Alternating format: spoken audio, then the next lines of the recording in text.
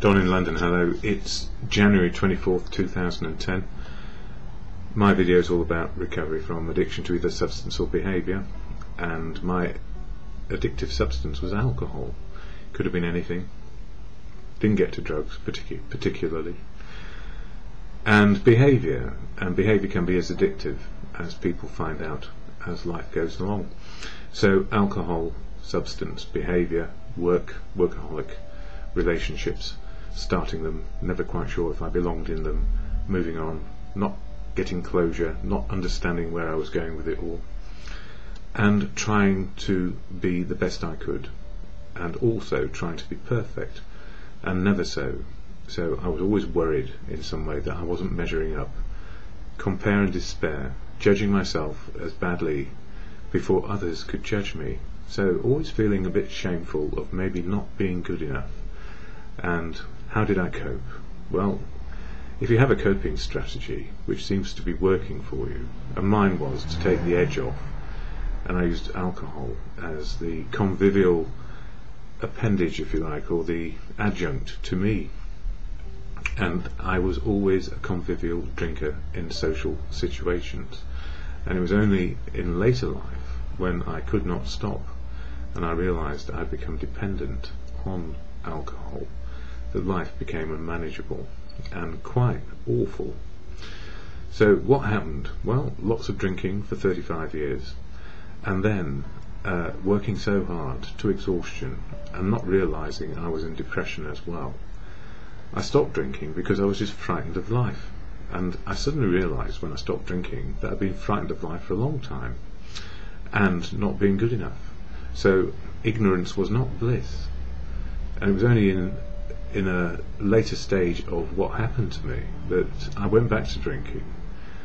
This is after 2 successful careers and falling off my perch with a nervous breakdown and an anxiety state because I couldn't be perfect and I didn't know where to go next. I didn't know what challenge to go for to make life work. So I burnt out, and then a year or two later, drink really did crack the whip with me. It suddenly had power over me. I was dependent on finding oblivion, and then 24/7 drinking.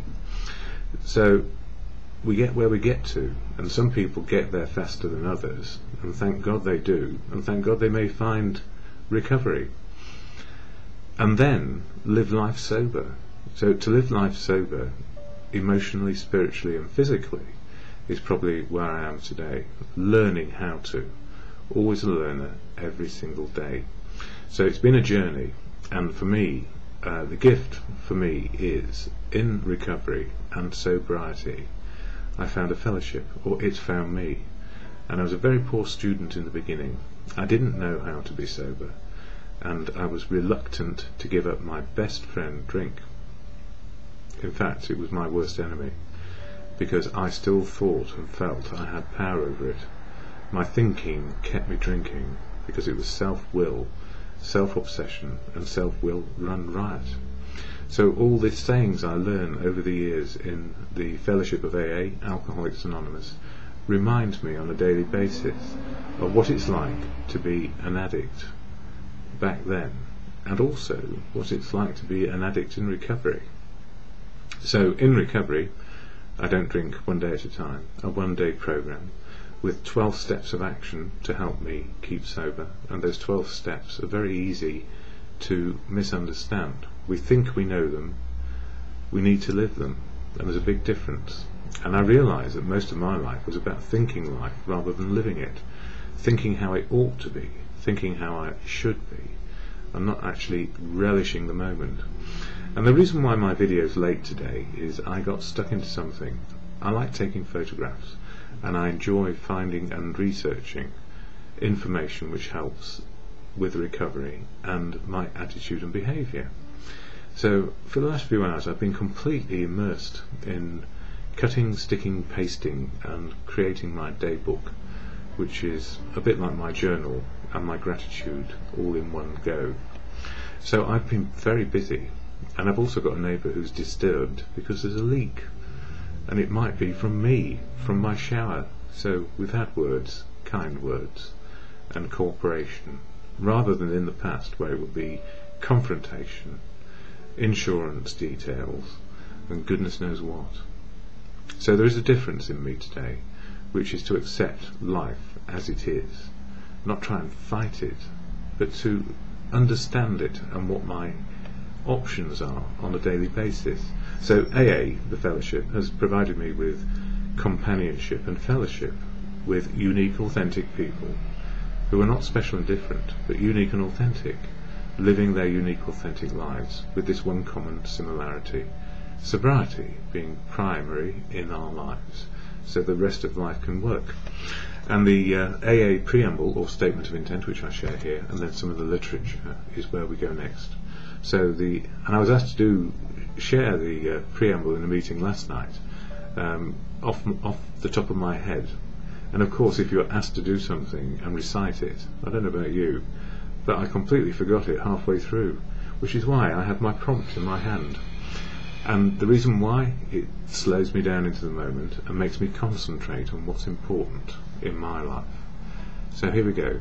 Alcoholics Anonymous is a fellowship of men and women who share their experience, strength and hope with each other, that they may solve their common problem and help others to recover from alcoholism. The only requirement for membership is a desire to stop drinking. There are no dues or fees for AA membership. We are self-supporting through our own contributions. AA is not allied with any sect, denomination, politics, organisation or institution. Does not wish to engage in any controversy. That's the wine bottles coming out of the restaurant across the road. Yes, controversy. Neither endorses nor opposes any causes. Our primary purpose is to stay sober and help other alcoholics to achieve sobriety. And it's a good reminder to hear the bottles rattling in the background, not because I want to drink, but because that's what I used to do with mine. I used to turf them out all over the place and hide them in the litter bins up and down the road, not around here. I went homeless for a while before that. Anyway, this book, Daily Reflections, covers the 12 steps of AA, one a month, January being step 1, powerless over alcohol, and if I drink, life is unmanageable. And it says here for 24th of January, getting involved. There is action and more action. Faith without works is dead. In other words, we have to do it. Live the steps, put them into action. To be helpful is our only aim, and that's about giving. I understand that service is a vital part of recovery, but I often wonder, what can I do? Simply start with what I have today. I look around to see where there is need.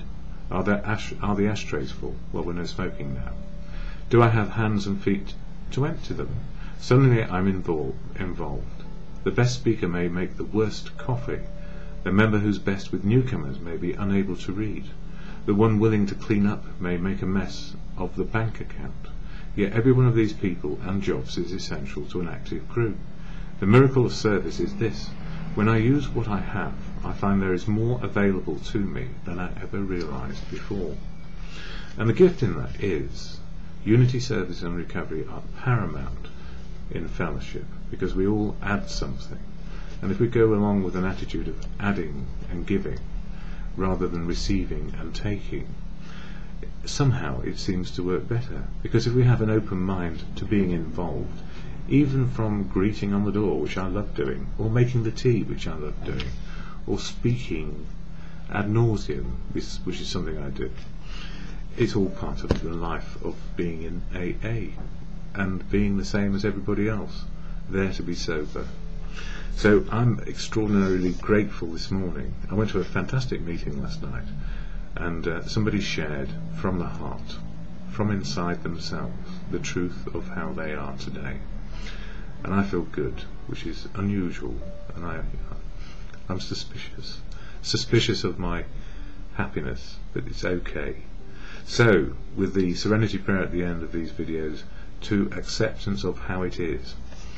God, or to good conscience, grant me the serenity to accept the things I cannot change, courage to change the things I can, and help out with the shower net downstairs, and the wisdom to know the difference is simply and always just for today.